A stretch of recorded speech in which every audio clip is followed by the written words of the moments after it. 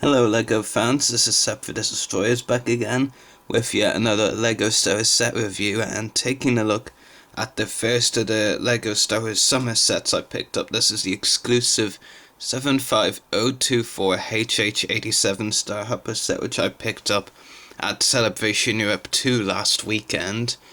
Now I'm not even sure yet what set's exclusive what store it's exclusive to, whether it's a US store, Ireland store, UK store, wherever.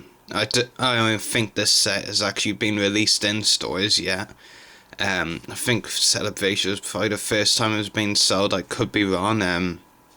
Yeah, it is a set based off the Clone Wars, and it is a pretty interesting set and ship. I will say off the bat I do like this set, but there are some things that I would have changed about, or some things I don't like, but I'll get into that in more detail later. So first up we'll take a look at the instructions and packaging for box. So first up here is the instructions booklet. Of course, first page on the first bag you build Cad Bane and Rhaegar Erdine. In the third bag, I think it was the last one, that's when you build the Nikto guard, so you don't build them all at once. What is interesting about this one, I noticed this one comparing it to the Mandalorian Speed instruction, another set I picked up at Celebration. This set doesn't show you any of the other new sets coming out in the wave. I guess maybe they did it like that because it's an exclusive set and they don't want to show the non-exclusive ones, but was very weird. I personally much prefer when they show the assets in the wave, but when I show you the Mandalorian Speed review, you get a really good look at the other sets. So here is the box as well. As you can see, ages 8 to 14, 75024 HH-87 Starhopper. Overall view of the box. Minifigures down here, all of them new. Nikto Guard, Cad Bane, and Obi-Wan Bounty or Disguise. We'll get to them more later. Back of the box does show some of the features of this set, which I will go into more detail with very shortly. So yeah, some interesting stuff there. So yeah, that is the box as well. So first of all, of course, going on to the minifigures included with this set. First off, and I will say I'm actually staying with my least favourite ones, Nikto Guard. I will say it is a very well detailed minifigure for us, but it's a bit plain. It wasn't something I was really hoping would be included in this set. In fact, if I remember correctly, in the episode that this set is based off Friends and Enemies, the only Nikto Guard we see wasn't actually one of the pilots of this ship. And he was basically wearing this kind of hood over his head, so he would have just given us a very plain Nikto Guard that we'd see more in the background in some episodes. And like I said, well detailed. I do like the face print. I think that was done really well. And I also really like the torso printing as well, as you can see there. And it has some good back printing as well. It's very good for what it is. But I just think it wasn't a minifigure I really wanted to see. It wasn't one I honestly expected to see. For those of you who know how much I hate the character, but even though I hate the character, I would have really liked to see a Morello Val minifigure release this set. It would have made a lot more sense for it to be him. I guess they would have released this Nikto because to pilot the ship. And to be honest, they told us in the episode that the ships were basically controlled by the Huts, but obviously the Huts won't fly them, so I guess the Niktos were the ones who did the Huts work for them, I guess. But I'm not hugely fussed about that minifigure. What is good, but I don't really think it should have been released. Moving on to the next minifigure is Obi-Wan Kenobi in Bounty or Disguise, or alias Rhaegar Erdine. The bounty on Obi-Wan took the disguise off for the arc. And again, it's more a case of what this minifigure could have been. Again, great detail. I think what they have done is brilliant. I love the facial printing.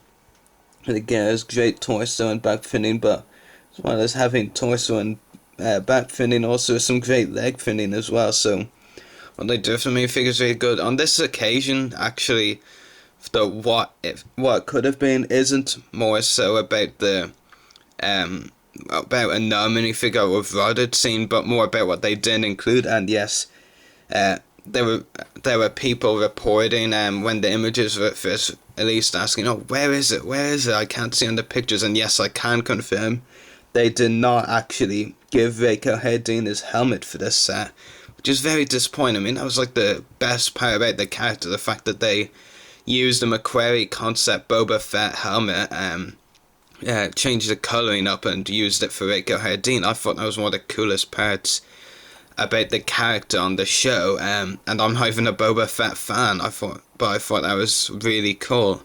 And then we get the set, and everything is really there for Reiko Herdin, the minifigure here, but they left out the helmet, and that for me was the most important part, and I'm very disappointed by that. And realistically speaking, this is probably the only Reiko Herdin minifigure we're gonna get, so I'm very disappointed by that. Again, what we get is great, but what we didn't get kind of closely outweighs what we didn't get. And I really would have liked to have seen that helmet in Lego form, so I am a bit disappointed there. Last up, and honestly my favourite minifigure of the set, to be honest, is Cad Bane. It's a new version of Cad Bane, this time in his Season 4 outfit. I definitely like the minifigure. I know some people would prefer his original outfit, but I thought this outfit was pretty cool. Like, I still prefer the original outfit anyway. I will admit, in recent seasons I haven't been as big a Cad Bane fan. In fact, I've never been a big Cad Bane fan. I thought he was good in seasons 1 and 2 for the most part, but after that I have not been for some. I think they've taken some poor turns with the character, but he is actually, I think the minifigure is really good. Details definitely there, got some good torso printing and back printing. No leg printing, but as far as I remember of the outfit from the episode, he doesn't really need it, to be honest. It's fine as it is. Of course, his signature hat. And yeah, I'm very happy with that minifigure. I think definitely it's the best one of the set. The Reiko Herdin minifigure could have been, but the helmet, I mean, I'm sorry if I sound like I'm hating on Lego's Herdin minifigure just because they didn't include the helmet, but honestly, I thought that was the best part of the character in the show. The way they used that helmet design, and then they didn't have in the set, but yeah, they do include this speeder. The speeder bike, it's for Reiko Herdin to use. He's pictured on the box actually, on it. And it is a nice design, it's very simplistic, but very nice as well in my opinion. I think it's really cool. Yeah, and I will actually show you now Reiko Herdin on it. You just twist his hand around like that and place him on it. Pretty simple really. Well, not so simple when you have the gun in his hand, but yeah. Yeah, there we go. Now that it goes, so yeah, I think I've got it now. Yeah, I think is the keywords there, so there we go. Yeah. Yeah, it's a very nice speeder with a very simplistic design, and I do think it's very good. In fact, I'll just put the gun in Reiko Herdin's hand now. I think when it's posed like that, it looks really cool. With Herdin holding the sniper rifle while on the speeder. In fact, it's actually shown like that on the box art and instructions. So yeah, I think it's a pretty cool pose. So yeah, very nice. I definitely like the spear design. This part here rotates up and down like that, which is pretty neat. Yeah, nothing wow about the design, but it is very simplistic. This piece here is actually a sticker. It's not a printed brick, but it's the only speeder that goes on the only sticker that goes on the speeder. Yeah, it is still very nice regardless. So yeah, now for the main part of the set, the HH-87 Starhopper itself. Now, as some of you who follow the Clone Wars a lot may know or may not know, this type of ship was actually only introduced in the season this episode was part of Friends and Enemies, part of season 4 of the show.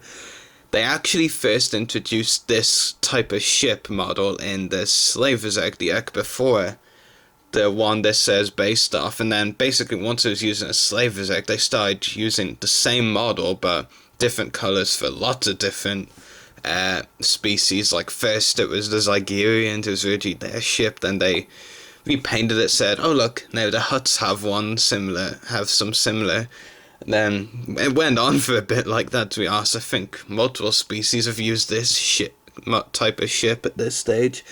And I will be honest, when I first heard the rumour, I was actually hoping that would be from the Slavers Arc, this set. Purely because I really wanted to see Zygerians in minifigure form.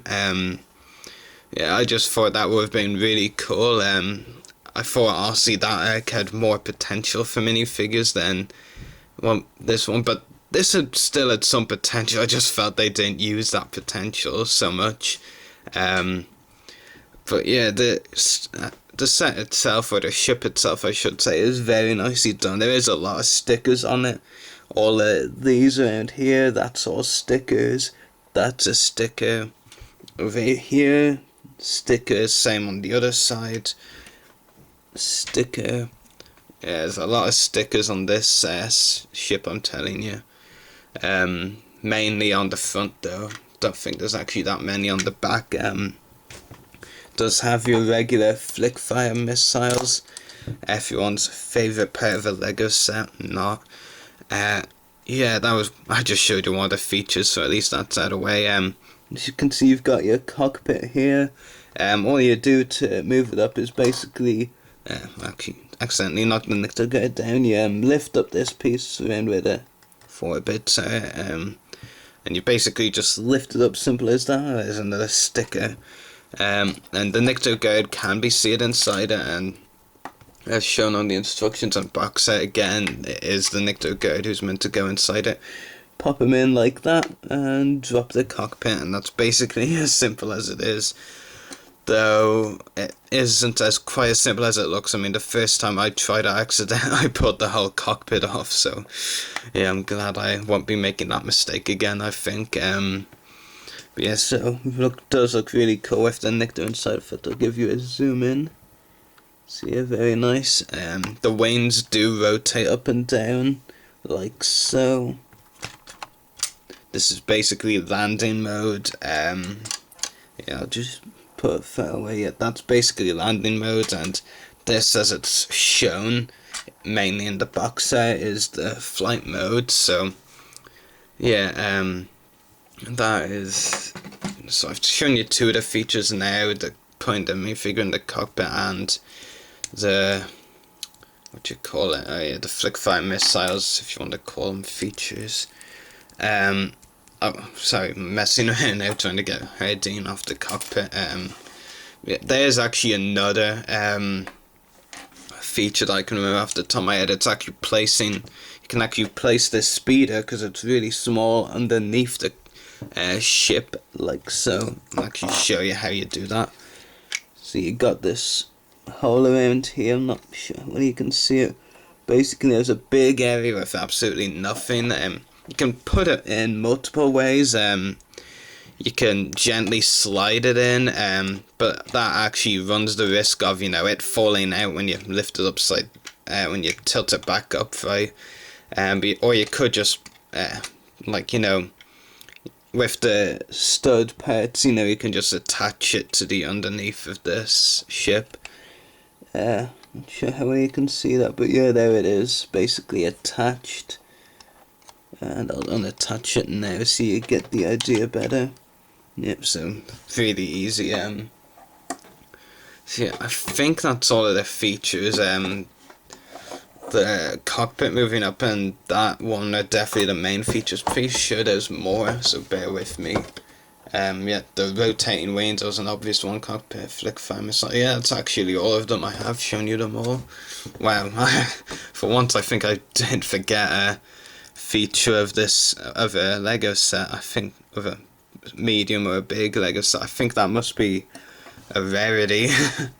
Yeah, there's 4 features basically: rotating wings, flick fire missiles, the speeder, and the cockpit, of course, moving up and down. So not much really else to say. I like the mix of colors. Again, would have preferred if it was from one of the other exos, and specifically the slavers for the Zygerians.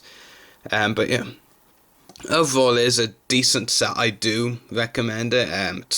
It's by far not one of the best Lego Star Wars sets around, nor from the Clone Wars fame, but it is a good one. Yeah, what can I really say? It's a decent ship. I like the build. It's not complicated, and it's not completely easy either. In fact, I think the minifigure selection is the bigger problem with this set. Well, not so much the minifigure selection, but also how they were executed and all that. Nikto Guard don't really see the point of it. It was a bit of a random choice, really. The Hardeen minifigure, very much almost perfect aside from the missing helmet. That would have made the minifigure special for me. It still looks good, but it's not completely special. And the Cad Bane minifigure, I've got no problems with it. But yeah, the speeder as well, it doesn't look bulky. It's very, it definitely suits its purpose well in the set. Yeah, but overall the detail is definitely there for the minifigures, I will say, and the ship itself I think was done brilliantly. So I'll give this set an 8 out of 10. I think that's a fair marking. It's not a wow set, it's not absolutely amazing. But it is pretty fair, and I think you should definitely pick it up if you can find it. I don't think it deserves any hate. Just it does have a few flaws that would have been nice to have not had, of course, but yeah, 8 out of 10, that's my final mark for it. So anyway, I hope you've enjoyed this review, so may the force be with you, and happy hunting.